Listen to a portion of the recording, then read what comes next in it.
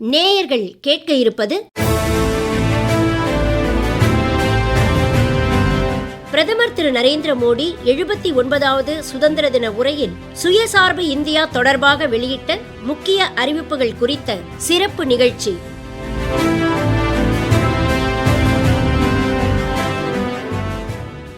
நாட்டின் 79வது சுதந்திர தினத்தில் பிரதமர் திரு நரேந்திர மோடி நாட்டு மக்களுக்கு உரையாற்றிய போது இந்தியாவின் தன்னம்பிக்கை, மாற்றத்திற்கான பயணம் ஆகியவற்றை எடுத்துரைத்தார். கடந்த 10 ஆண்டுகளாக இந்தியா சீர்திருத்தம், செயல்திறன் ஆகியவற்றால் மாற்றத்தை ஏற்படுத்தி வருகிறது என அவர் தெரிவித்தார். ஆனால் இப்போது இன்னும் அதிக வலிமையுடன் முன்னேற வேண்டிய நேரம் வந்துவிட்டது என்று கூறினார். சட்டங்கள், ஒழுங்குமுறைகள், செயல்முறைகள் ஆகியவை எளிமைப்படுத்தப்பட்டு தொழில் முனைவு ஊக்குவிக்கப்பட்டு வளர்ச்சியடைந்த பாரதத்தை உருவாக்க அரசு உறுதி பூண்டுள்ளது என்று அவர் கூறினார்.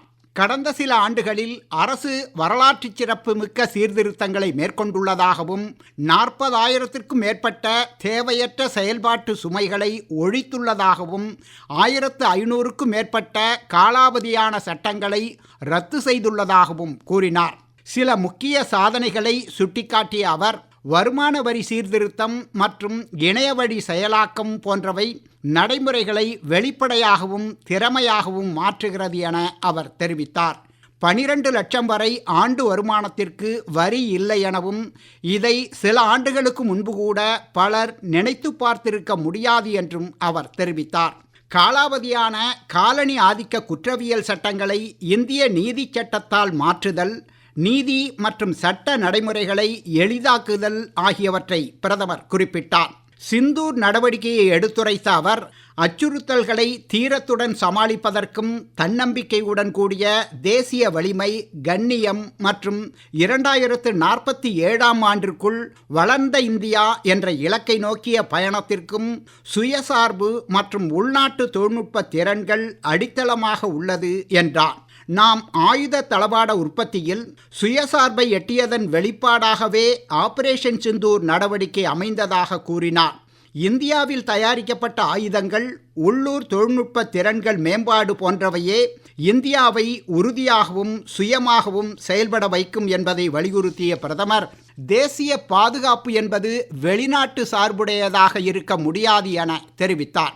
ஜெட் இயந்திரங்களை உள்நாட்டிலேயே உருவாக்க இந்திய பொறியாளர்கள், இளைஞர்கள் உள்ளிட்டோரை ஊக்கப்படுத்திய அவர், எதிர்கால பாதுகாப்பு தொழில்நுட்பம் முழுமையாக உள்ளூர் சார்புடையதாக இருக்க வேண்டும் என்று வலியுறுத்தினார்.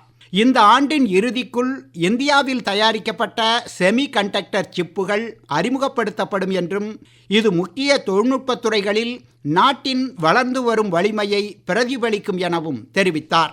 செயற்கை நுண்ணறிவு, சைபர் பாதுகாப்பு, நவீன தொழில்நுட்பங்கள் மற்றும் புத்தாக்க முயற்சிகள் போன்றவை மூலம் உலகளாவிய போட்டியில் நம்மால் வெற்றி பெற முடியும் என்று கூறினார். குரூப் கேப்டன் சுபான்சு சுக்லாவின் சிறப்பான சாதனைகளை பாராட்டிய பிரதமர், இந்தியாவின் சொந்த விண்வெளி நிலையத்திற்கான அதிரடி திட்டங்களை அறிவித்து சுயசார்புடைய விண்வெளி திறன்களின் புதிய யுகத்தை அறிமுகப்படுத்தினார். செயற்கைக்கோள்கள், ஆராய்ச்சி மற்றும் முன்னணி விண்வெளி தொழில்நுட்பங்களில் புதுமை செய்யக்கூடிய நிலையில் 300க்கும் மேற்பட்ட ஸ்டார்ட் அப்புகள் இருக்கின்றன என்று தெரிவித்தார். பிரதமர் தமது சுதந்திர தின உரையில் எரிசக்தி சுதந்திரத்தின் முக்கியத்துவத்தை வலியுறுத்தினார். இளம் தலைமுறையினரின் பிரகாசமான எதிர்காலத்திற்கும் விவசாயிகளின் நலனுக்கும் உகந்ததாக உள்ள இதை விரைவில் நிறைவேற்றுவதற்கு நடவடிக்கை எடுக்கப்படும் என்றார். புவி வெப்பமயமாதல் குறித்து பேசிய பிரதமர், இந்தியா 2030ஆம் ஆண்டிற்குள் 50% தூய்மையான எரிசக்தியை உற்பத்தி செய்ய இலக்கு நிர்ணயித்துள்ளதாகவும், மக்களுடைய ஒத்துழைப்பு காரணமாக அந்த இலக்கு 2025ஆம் ஆண்டிற்குள் எட்டப்பட்டதாகவும் தெரிவித்தார். சூரிய சக்தி, அணு மற்றும் நீர் மின்சாரம், ஹைட்ரஜன் எரிசக்தி போன்ற துறைகளில் முன்னேற்றம் எட்டப்பட்டதன் மூலம் எரிசக்தி சுதந்திரத்திற்கான வழி ஏற்பட்டுள்ளதாக தெரிவித்தார்.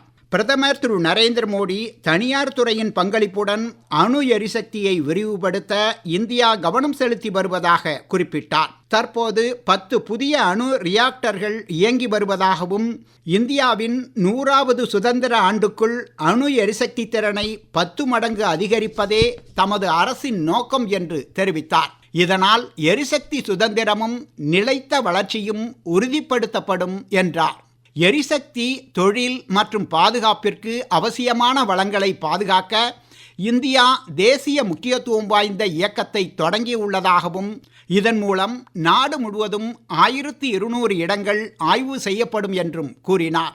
இந்தியா தனது ஆழ்கடல் எரிசக்தி வளங்களை பயன்படுத்தி எரிசக்தி சுயசார்பை வலுப்படுத்துவதுடன் எரிசக்தி தேவைக்கு வெளிநாடுகளை சார்ந்திருப்பது குறைக்கப்படும் என்று பிரதமர் கூறினார்.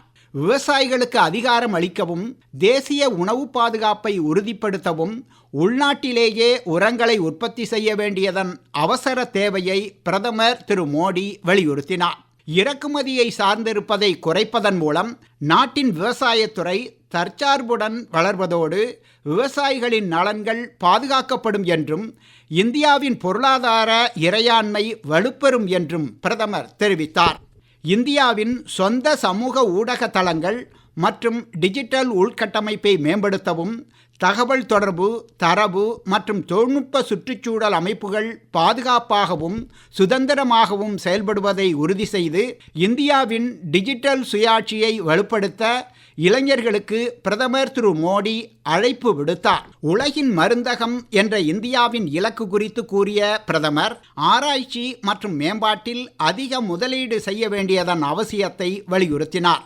மனிதகுலத்தின் நலனுக்காக சிறந்த மற்றும் மிகவும் மலிவு விலையில் மருந்துகளை வழங்குபவர்கள் நாமாக இருக்க வேண்டும் என்றும் அவர் வலியுறுத்தினார். உள்நாட்டு மருந்து கண்டுபிடிப்புகளில் இந்தியாவின் வளர்ந்து வரும் வலிமையை எடுத்துரைத்தார். புதிய மருந்துகள், தடுப்பூசிகள் மற்றும் உயிர்காக்கும் சிகிச்சைகளை இந்தியாவிற்குள் முழுமையாக உருவாக்க வேண்டியதன் அவசியத்தை சுட்டிக்காட்டினார்.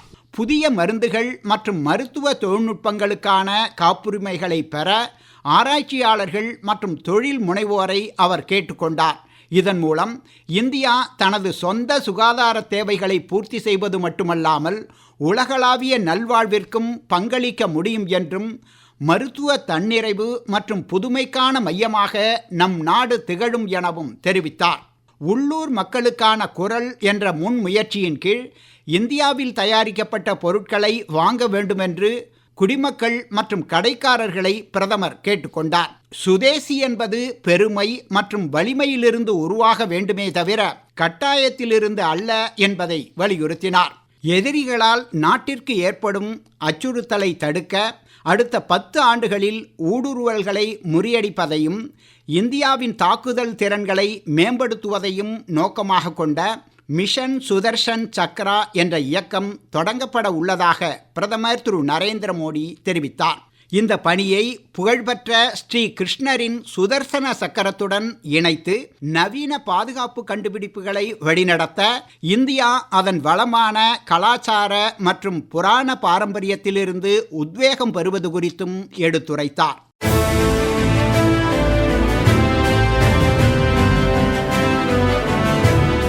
நேயர்கள் இதுவரை கேட்டது பிரதமர் திரு நரேந்திர மோடி 79வது சுதந்திர தின உரையில் சுயசார்பு இந்தியா தொடர்பாக வெளியிட்ட முக்கிய அறிவிப்புகள் குறித்த சிறப்பு நிகழ்ச்சி. குரல் வண்ணம் சி. நாராயணசாமி. நிகழ்ச்சி அமைப்பு பிபின் எஸ். நாத். அமைப்பில் உதவி பி. இளஞ்செழியன். நிகழ்ச்சி படைப்பு ஆகாஷ்வாணி புதுச்சேரியின் மண்டல செய்திப் பிரிவு.